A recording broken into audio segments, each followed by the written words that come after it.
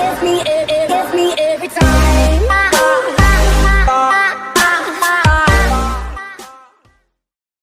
Hi, I'm Andrew Leong, I'm Jamie Rice. and welcome to #Ambitious. In this episode, we're going to look at the importance of website speed. So one of the most important things is to actually know what the speed of your website is like. A lot of people don't think about this or check or analyze their own website enough or as much as they should be. So one of the ways to do it is to use an independent tool rather than just clicking on your website yourself and assuming it's fast. Because you're on it all the time, it'll load quickly compared to someone who's never been on it before. So one of the tools I really like is Google Site Speed Insights. It's completely free. It takes about 30 seconds to run. Just go on it, enter your URL, press Run Insights, and then it will give you your website a score on desktop and a score on mobile, and it'll come back as red, amber, or green. Obviously, you want to be in the green. If you're not there, or if you're in a really bad situation, you're in the red. You've got work to do to make your site better and faster. The other tool we like to use is another site called Gmetrix, which is Metrix. It's very, very similar to Google Site Speed Insights, but it provides a bit more information about what might be slowing your site down and ways to improve the speed. Yeah, so you will get a report. You'll get a report on both desktop and mobile, and some stuff you'll be able to do yourself. Yeah. Some stuff might be too technical for you. So in that case, don't spend days, hours, weeks trying to learn code to fix this yourself. Just outsource it to someone who's a professional. Yeah. And you can do it very cheaply. You can do it using People Per Hour or some other outsourcing website. But get a coder to do the technical stuff for you to speed it up, because it's not that expensive. It'll just save you so much time. Yeah, that's it. I mean, 'cause I know so many people who think that saving money by trying to learn how to do it themselves, but it really is false economics, because One of these people. you might spend 2-3 days, like I just did, trying to learn code, and you could have spent £30 on Freelancer or People Per Hour to have someone do it for you, and you've saved those 2-3 days to work on your business instead of trying to learn how to code. Yeah. Leave the people who are experts to do the technical stuff on your website if you're not up to it. I'd say that's my number one tip. Your website is technically your shop front, and if you've got building work to do, you bring in professional builders. You don't try and do it yourself. So it's the same. Your website is an investment, so get professionals to do the things that you can't do. That's it. So moving on. So having a slow website, it's a really poor user experience. There's all sorts of statistics out there. If your website takes more than 2 seconds to load, your bounce rate or exit rate increases dramatically for every half second extra it takes to load after 2 seconds. So it's a really, really poor user experience. Nobody likes to be on a slow website. They'll just leave, which is going to affect your business. The second knock-on effect is having a slow website is a ranking factor on Google search engine results. So not only will it be a poor user experience, you're going to be ranked lower than your competitors who've got fast websites, which means you're going to get even less traffic. And the fewer people that are coming to your website, a high percentage of those will be leaving. There was a big Google algorithm update back in July this year, 2018, which saw pretty much a big penalty for anyone who's got a slow loading mobile website. So over the last year or two, there's been a lot of debate about whether site speed's a ranking factor. It's pretty much confirmed now after this algorithm update that it really is. So if your website's slow, you need to do some work to make it fast. What we're going to move on to now is ways that you can speed up your website very, very quickly. Obviously, we're not going to cover everything. There's lots more you can go off and learn, do, and outsource. But we're going to give you some of our quickest tips to speed things up. Yeah, the things where most people probably trip up on, basically. Yeah. Okay, so having a really good host is probably your first thing. Definitely, yeah. I've experimented this quite a bit. So I've used a couple of different hosts simultaneously. And I used one host a couple of years ago specifically for WordPress, and it was a simple website, so there's not a lot on there. But just going to that host made the website so slow, and there was nothing we could do from our end to make it better. Yeah, basically. Do you have any hosts you'd recommend? Yeah, we've just moved up to Bluehost fairly recently, and they've been very, very good. Myself and clients we've had over the years, we've seen impacts of people who've had poor quality hosting. So And the difference between a good and a bad host can literally be, £1 or two a month. So make sure you do your research. Don't just go for the cheapest or even free hosting. It's really not worth it. The impact it can have on your business. Make sure you get a good host. I mean, yeah, they'll probably have user reviews, but check forums and even go on YouTube and look for other videos reviewing hosts, because it just has such a huge impact. And Massive. it's not just the speed that's important with a host. You want the other benefits of 24-hour support and weekend support, and just knowing that they're there if you have any technical issues other than speed as well. Well, that's it. 24/7 support's a massive one. Like a classic example, we had a client last week.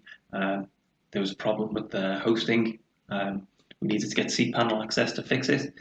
Emailed the hosting support. We got an automatic reply that the guy was on holiday for, I think it was 10 days.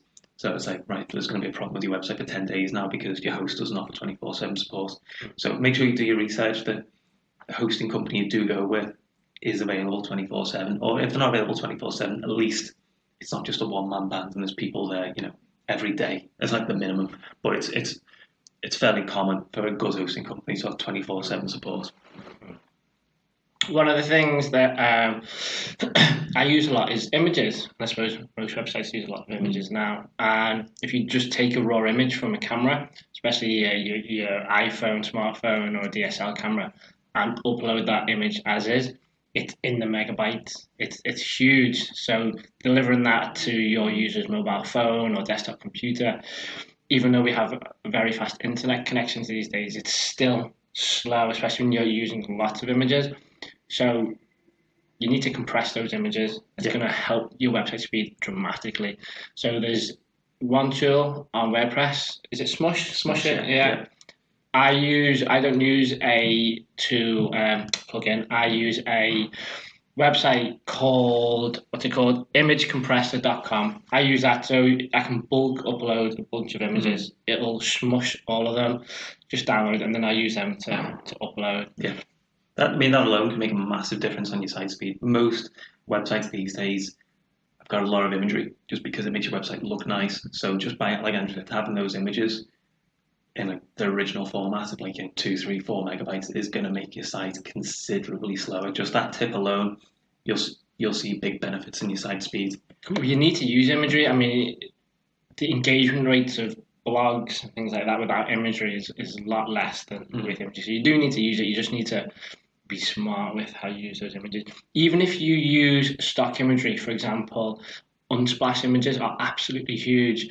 You couldn't use them raw off the site. You're going to have to do some sort of compression to them to make them user-friendly, basically, website optimized. Yeah. Moving on to some other plugins. So one of my favorites plugin, another really quick fix, is a plugin called W3 Total Cache. So this plugin just basically speeds everything up for you through caching all the files and everything else.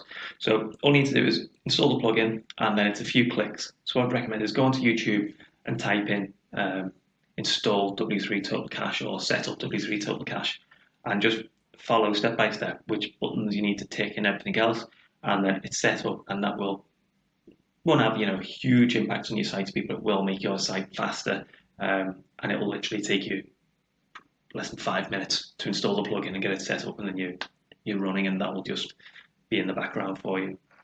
I think whilst we're on with plugins, this is like a common theme that me and Andrew have seen over the years. A lot of websites have too many plugins that aren't necessary. So the more plugins you have, the slower your site will load, because all those plugins need to load, and it'll slow down the code and everything else. So have a look at the plugins that are installed on your website, whether they're active or inactive, whatever it might be. Any that you're not using or don't need, just get rid of them. You'll see an uplift in site speed if you get rid of some plugins that aren't being used, or that you're using but there's no real reason for them.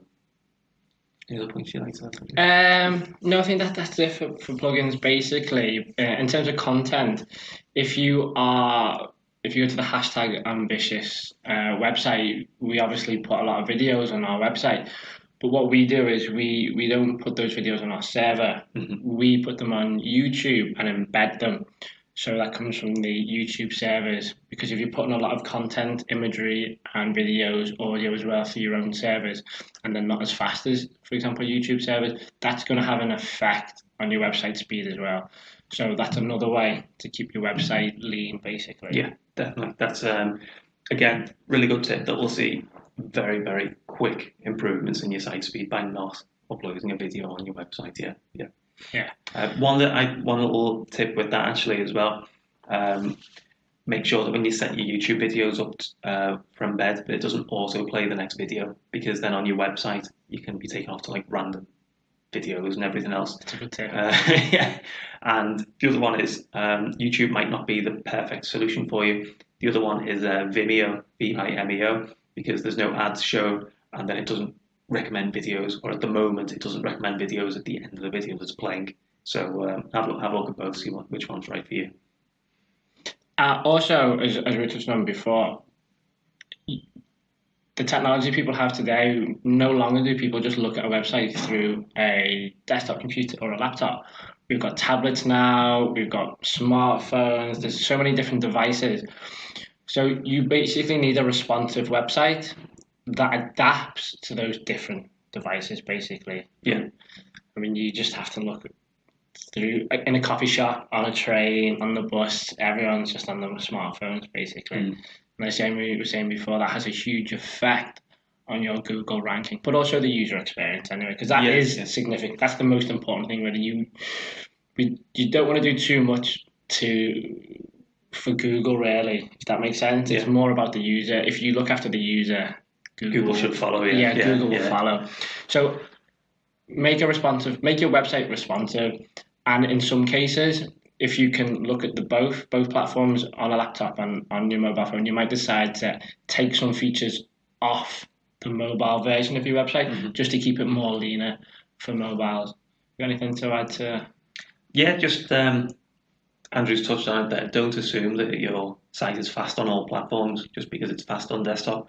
When you run the Google Site Speed Insights, you'll get to see how fast your website performs on desktop and how fast it performs on mobile. Make sure it's fully optimized for both. You'll naturally, I'd say 99% of the time, sites tend to load a little bit faster for desktop than mobile. Sometimes it's quite a dramatic difference, but make sure if you're putting the time and effort into optimize it for mobile and for desktop to see the most results. You can, I'm just talking about my personal experience, that let's say your website's performing very well on laptop, but okay on mobile phone. It's definitely not now, but I used to kind of feel comfortable with that. It's like, well, it's fast on desktop. But probably now, website traffic, if not now, definitely in the future, we're going to probably view websites more on our mobile phones than we do. Yeah, some clients now it's happening. There's 60-70% traffic coming from mobile compared to desktop. So this change is definitely happening. So you need to be good at both. Yeah. Anything else you want to add to? No, I think that's everything covered. Thank you so much, and we'll see you in the next episode. Thank you. Give me every time.